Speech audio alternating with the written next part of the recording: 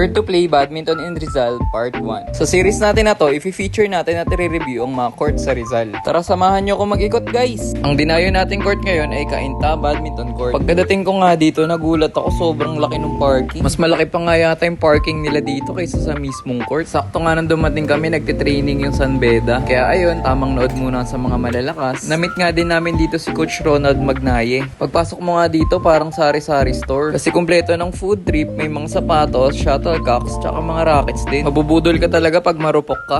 And Layo Tara Flex Mat nga pala ang gamit nila dito. Kaya quality din talaga, tsaka super kapit. Medyo dikit-dikit nga pala yung court dito. Kaya kung maglalakad-lakad ka, medyo nakakailang. Pero syempre, dapat iwasan din natin yun kasi nakaka-distract sa mga naglalaro. Saktong-sakto nga lang din yung placement ng ilaw dito. Kaya comfortable din maglaro. Sa bench naman, super sufficient siya pag nandun ka sa kabilang side ng court. May mga tables pa nga tsaka ang dami ring electric fan. Kung nandun ka naman sa kabilang side ng court, kung madami kayo, baka yung iba sila pag nauupo. Tsaka grabe, ang init. Wala talagang electric fan. Medyo mainit nga din while playing. Baka di kasi kataasan yung ceiling, kaya ganun. Okay na okay nga din dito. May bilihan ng pagkain, no? Meron nga din mga shake at drinks. So very convenient kasi hindi mo na kailangan lumabas pa ng court. Sayang di ko naabutan, may malupit na stringer daw dito. Lastly, itong CR nila, ang ganda din. Ang linis at ang spacious, talagang well maintained.